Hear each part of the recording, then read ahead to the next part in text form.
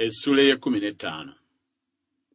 Mu mwaka ogwa 27 ogwa Yeroboamu kabaka wa Isirayiri, Azaliya mutabani wa Amaziya kabaka wa Yuda n'atanula okufuga.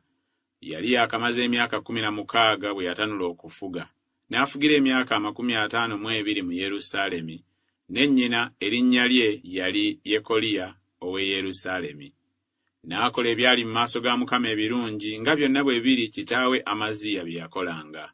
Naye ebifo ebigulumivu tebyaggibwawo. Abantu nga bakyaweerayo ssaddaaka era nga bootereza obubaane ku bifo ebigulumivu.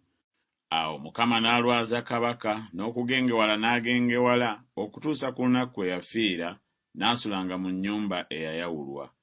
Era Yosamu mutabani wa kabaka ye yali ssaabakaaki ng'asalira abantu ab'omu nsi emisango. Era ebikolwa ebirala byonna ebya Azaliya ne byonna bye yakola tebyawandiikibwa mu kitabo eky'ebyomu mirembe gya bassekabaka ba Yuda?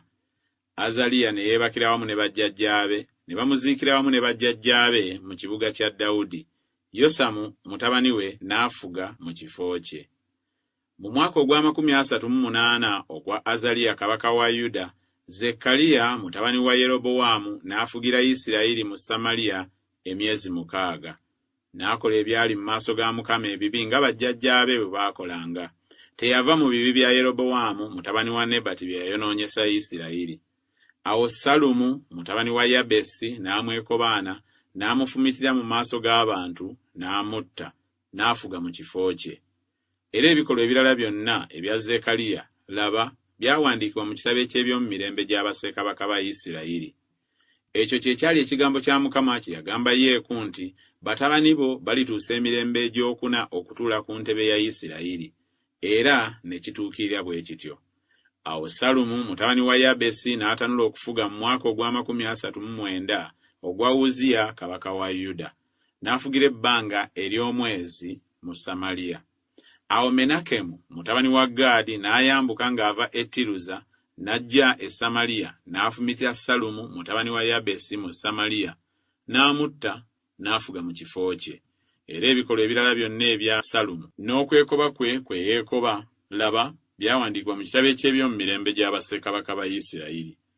Awo Menakemu n'akuba Tifusa ne bonna abaakirimu n'ensalo zaakyo okuva e Tiruza, kubanga tebaamuggulirawo. Kyeyava akikuba, abakazi bonna abaakirimu abaali embuto n'ababaaga.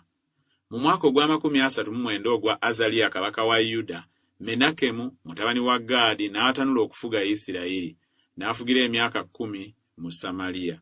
N'akola ebyali mu maaso ga Mukama ebibi ennaku ze zonna nga tava mu bibi bya Yeroboamu mutabani wa Nebati bye yayonoonyesa Isirayiri. Puli kabaka w'e Bwasuli n'atabaala ensi.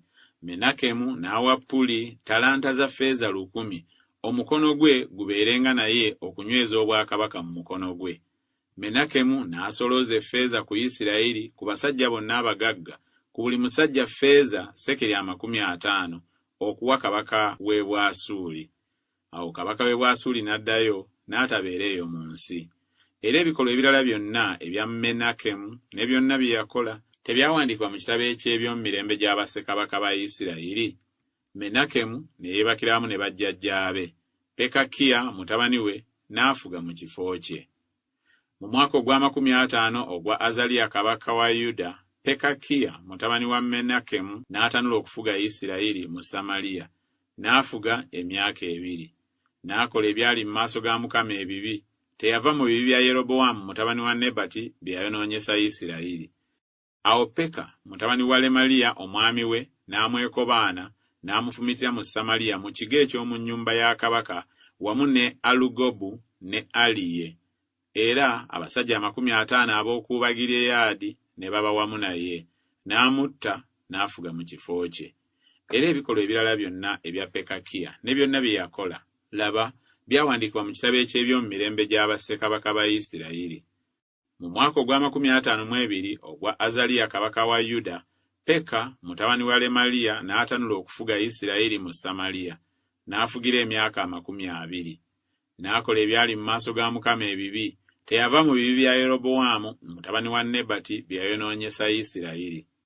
Ku mirembe gya Peka kabaka wa Isirayiri, Tigulasupireseri kabaka w'e Bwasuli n'ajja n'amenya Iyoni, ne Aberubesumaaka, ne Yanowa, ne Kedesi, ne Kazoli, ne Gireyadi, ne Galiraaya, ensi yonna eya Nafutaali, n'abatwala nga basibe e Bwasuli. Awo Koseya mutabani wa Era ne yeekobaana Peka mutabani wa Lemaliya, n'amufumita n'amutta, n'afuga mu kifo kye mu mwaka ogw'amakumi ogwa Yosamu mutabani wa Uziya. Era ebikolwa ebirala byonna ebya Peka ne byonna bye yakola, laba byawandiikibwa mu kitabo eky'ebyomu mirembe gya bassekabaka ba Isirayiri. Mu mwaka ogwokubiri ogwa Peka mutabani wa Lemaliya kabaka wa Isirayiri, Yosamu mutabani wa Uziya kabaka wa Yuda n'atanula okufuga. Yali yakamaze emyaka 25 bwe yatanula okufuga. N'afugira emyaka 16 mu Yerusaalemi, ne nnyina erinnya lye yali Yerusa muwala wa Zadooki. N'akola ebyali mu maaso ga Mukama ebirungi. Yakolanga byonna bwe biri kitaawe Uziya bye yakola, naye ebifo ebigulumivu tebyaggibwawo, abantu nga bakyaweerayo ssaddaaka era nga bootereza obubaane ku bifo ebigulumivu. N'azimba omulyango ogw'engulu ogw'omu nnyumba ya Mukama, era ebikolwa ebirala byonna ebya Yosamu ne byonna bye yakola tebyawandiikibwa mu kitabo eky'ebyomu mirembe gya bassekabaka ba Yuda? Mu biro ebyo Mukama mwe yatanulira okusindika Lezini kabaka w'e Busuuli ne Peka mutabani wa Lemaliya okulwana ne Yuda. Awo Yosamu ne yeebakira wamu ne bajjajjaabe, n'aziikirwa wamu ne bajjajjaabe mu kibuga kya Dawudi kitaawe. Akazi mutabani we n'afuga mu kifo kye.